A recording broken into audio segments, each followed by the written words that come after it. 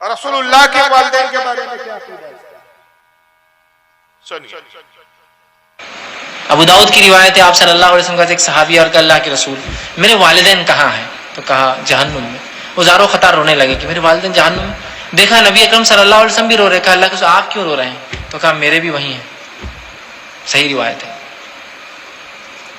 اور کوئی تعجب کی بات نہیں ہے کہ نبی کے خاندان والے یا اس کے والدین جہنم میں ہیں، اس لیے کہ ابراہیم علیہ السلام کے والد کہاں ہوں گے؟ ہم جانتے ہیں نوح علیہ السلام کا بیٹا کہاں ہوں گا اور آپ کی بیوی کہاں ہوں گی؟ لوط علیہ السلام کی بیوی کہاں ہوں گی؟ ہوتا ہے ایسا، یہ حقیقتیں ہیں۔ ایمان اصل ہے، یاد رکھیے، نبی سے رشتہ ہونا کوئی اہمیت کا حامل نہیں ہے، ایمان اصل ہے۔ تو بہت سے لوگ رشتے جوڑ رہے ہیں ولیوں سے اور نبیوں سے، یہ اصل نہیں ہے۔ انہوں نے کیا کیا اس پہ عمل کیجئے، یہ اصل ہے، اتباع کیجئے رسول کی، یہ اصل ہے۔ بہرحال لیکن ایڈوکیٹ فیض صاحب نے کہاں سے جھوٹ شروع کیا؟ کہا کہ رسول اللہ کے بعد ایک شخص آیا، سنن ابو داؤد کی حدیث ہے، حوالہ دیا انہوں نے سنن ابو داؤد۔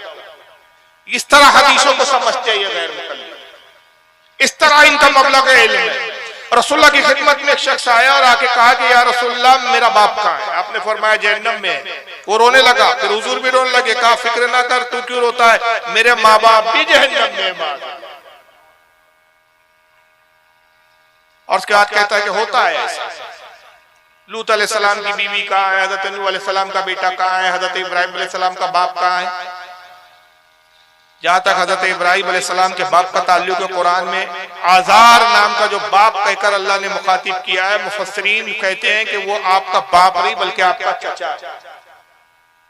اور یہ سنن ابو داؤد میں بھی جو حضور نے کہا کہ تیرا باپ اور میرا باپ، وہاں والدین نہیں آیا، باپ کی جگہ لفظ آیا، تیرا باپ اور میرا باپ دونوں جہنم میں۔ شارحین حدیث نے واضح کیا، صاف طور پہ لکھا کہ یہاں باپ سے مراد ابو طالب ہے، اس لیے کہ آقا کی حدیث ہے کہ چچا باپ کی جگہ ہوتا ہے، رسول کے والد نہیں ہے سگے۔ کیوں کہ جس وقت حضرت عبداللہ کا وصال ہوا، اللہ کے رسول صلی اللہ علیہ وسلم کی ولادت بھی نہیں ہوئی تھی، حضور نے اعلان نبوت بھی نہیں فرمایا۔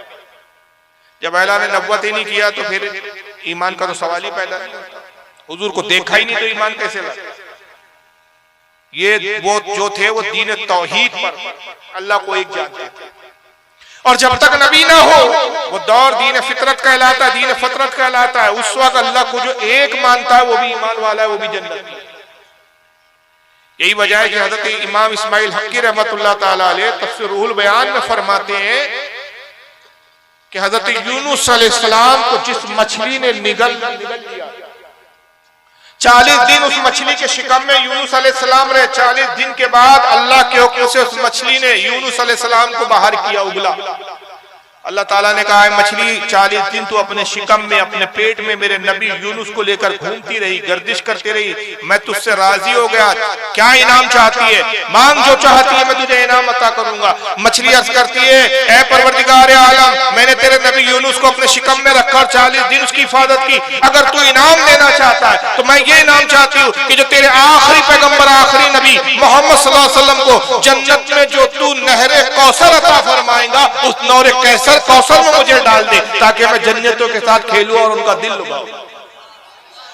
علامہ امام اسماعیل حقی رحمت اللہ علیہ فرماتے ہیں کہ اس مچھلی کو نہر کوثر میں ڈال دیا گیا، اور بھی فرماتے ہیں عزیز غور کر، جس مچھلی کے پیٹ میں یونس علیہ السلام 40 دن رہے وہ جنت میں جاتی ہے، تو جس شکم میں نبیوں کا تاجدار 9 مہینے رہا وہ جہنم میں کیسے جا سکتا؟